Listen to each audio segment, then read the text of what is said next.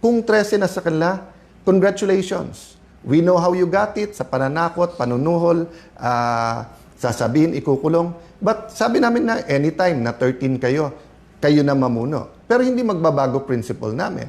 Kaya ang tanong ko, kung makukuha nyo yung 13, buburahin na naman natin yung flood control or IFRO front and center natin to. Lahat, kinukuyog nyo buong Pilipinas na magkaroon ng impartial na impeachment. Pero ayon yung hindi kayo ang mag-preside. Ayaw nyo na ang numero ay 24. Binabago-bago nyo. Pinost ni Senator Win, tapos tinanggal. Tapos ngayon ay sinasabi ni Senator Win, hindi, talagang 1624. Tapos sinasabi ng ibang prosecutors, hindi. Supreme Court lang pwede magsabi. Whether yan ay congressmen and women prosecutors o yung private court. Ginugulo na po nila kasi kasunod yan, Chacha. From the start po, di ba, sabi namin, eyes on the ball. Control, Chacha, pag whitewash nung para nga ma-extend yung term. Sana mali ako. Sana mali. Pero sa ginagawa, tignan niyo po sa Senate, paulit-ulit siya, magtrabaho, walang drama. Pag upo pa lang nila, pinauwi. Nagbigay lang ako notice na Thursday may Blue Ribbon Committee hearing sa session hall, biglang may threat na daw. Pero hindi ma-confirm ng ibang security forces. Pero bukas sa session, pwede nang ulit gamitin at pwede tayong lahat. Pero today and yesterday, bawal na ang mga senador may bisita. So hindi ba lockdown din yon? Paulit-ulit sila, bantayan daw ako, baka daw padlocking ko yung Senado. Basically, pinadlock na nila eh. Di ba? Na sila na nagde-determine sinong pwedeng pumasok o hindi. Simpleng kapitan, simpleng konsehal. Anytime pwede ka pumasok ng barangay hall. Of course, hindi pwedeng armado, hindi pwedeng 500 kayo papasok dyan. May security protocol. Ang dami namang kagalang-galang and I respect the PNP, lalo NCRPO, SAF. Yung mga nasa labas ng Senado, I think is NCRPO and SPD. Wala namang gulo eh. Kung may nagrarally, peaceful naman sila doon. Kung may konting gulo, naayos. Pero bakit gano'n na ang Senado? Because they're sending the message, huwag kayong lumaban sa amin. Pag lumaban kayo, kaso, kulong, hopefully walang patayan. But allow me to say all of this because we never know what the future, I have faith. I'm walking by faith, not by sight. I do believe ang mga witnesses may ilalabas pa tong lahat. But we have to tell you, di ba? One, we have to be persistent. Number two, what we're fighting for is nothing less than the kind of government we want. The kind of Philippines we want. The environment that we want to have. Do you want a healthy environment where students can study, where Filipinos are healthy, when hindi na kailangan mag-abroad? Kaya po yan kung tanggalin natin yung massive corruption. Pero kung mangyayari po ngayon ay takot lang. So, tinatakot lahat. Okay? Pag lumabas yung masterminds, baka maging presidente si VP Sara. No? Nakailan laban na po tayo in the past. Ang panakot parate, sinong vice president? Or during martial law, tinanggal ang vice president. Pag tinanggal daw si FM senior, baka magkagulo. So, magulo na po. Magulo na, nagkakagulo na sa corruption. Hindi magulo sa kalye. Pero magulo ang sistema natin kaya maraming kailangan umalis ng Pilipinas para maghanap ng trabaho. Maraming nagugutom dahil magulo ang pagnanakaw sa ating bansa. Ang kailangan ayusin ay mawala ang pagnanakaw.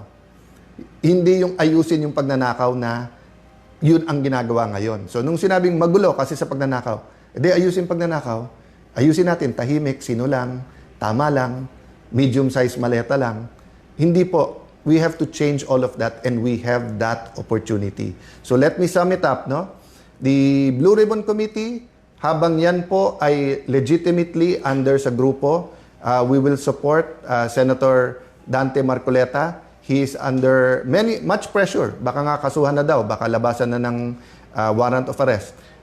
Hindi niya magamit yung session hall or and then yung coordination sa labas, napakahirap po.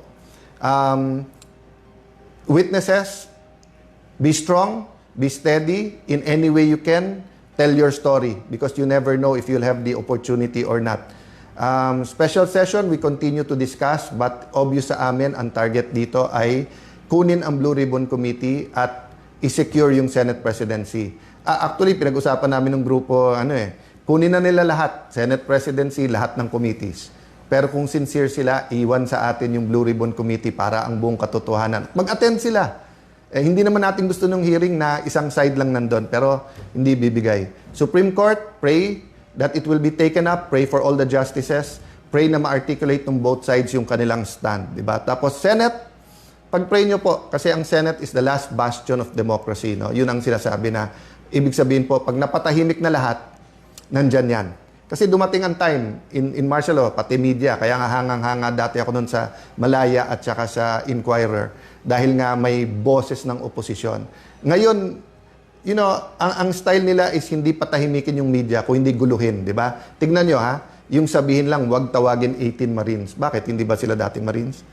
Hindi ba pati pag-retired tawagin? So naging bagman.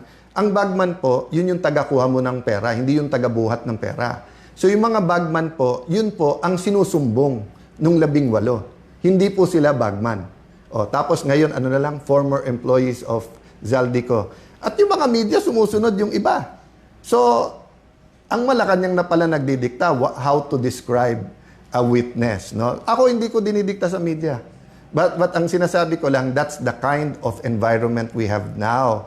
That the anti-corruption forces can only rely on truth. But the pro-corruption forces have all the means, even the small means of crafting words so that emotions can be controlled. So, ito po ang inyong lingkod, si Kuya Alan. Hindi ko na sabihin senador, hindi ko na po sasabihin Senate President, whatever, kasi yung posisyon, baliwala sa akin yon. Pero gusto ko pong maging kuya, kasi ang kuya po, pinoprotektahan yung mga kapatid. Ang kuya po, sinasandalan din ni tatay at ni nanay para tumulong din sa pamilya. Si kuya, pwede mong katukin kahit anong oras. So, I draw inspiration also from my colleagues and allies in the 12. Marami pong pagsubok ang bawat isa, whether it's health issues, whether it's yung kaso, etc. So pag-pray nyo po kami. But yun nga po, let me affirm my faith in our system, in our constitution, in the Supreme Court, and first and foremost, no, in the God that I believe is alive. So again, we will update you. Please read the statement, and I think the petition should be made available usually after a few days. Pinopost yan ng Supreme Court. God bless you po.